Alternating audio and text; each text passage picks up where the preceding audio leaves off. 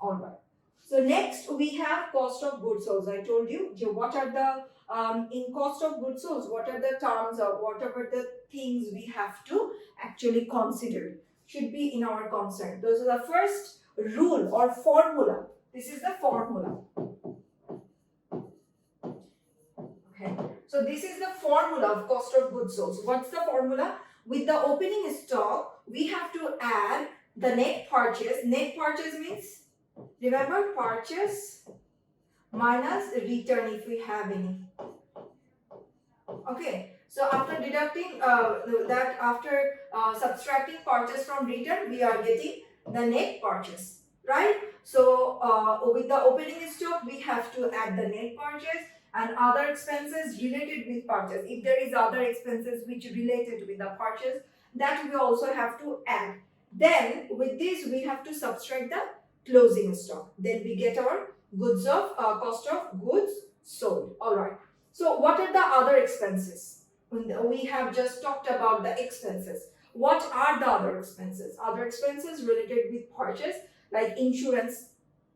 If we have any insurance related to the product, like sometimes we did what with the tons of product or shipping, that shipment charge. So that time the buyer or seller actually do the insurance, make an insurance of that product. If anything happen, if any incident happen, like damage or loss or destroyed, then there will be an insurance of that product. So that can be also included in our purchase. Depreciation. Then bad debts.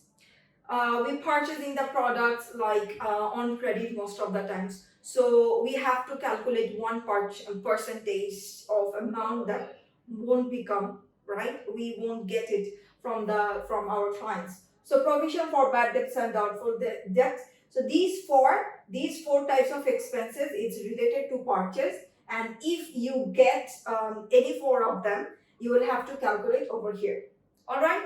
Over here means in the other expenses.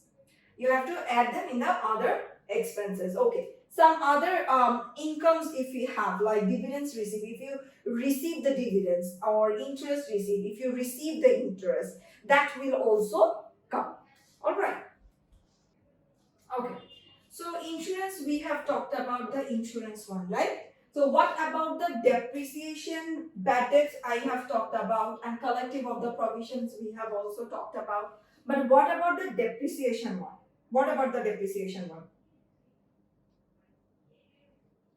We know the depreciation is key reduction of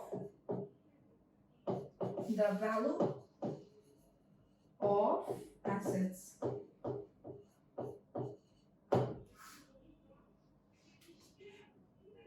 So this reduction, like depreciation, is called the reduction of the value of assets, and these assets is what? When we get such type of depreciation amount, we will gonna deduct it from the assets, right?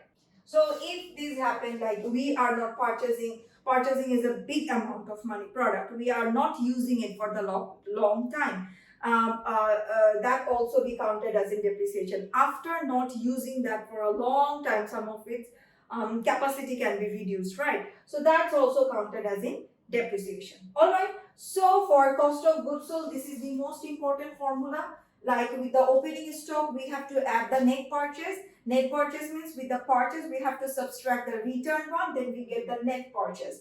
And with the net purchase, we have to add expenses related with purchase, and after that, the closing stock. All right. So then we get the cost of goods sold. Okay.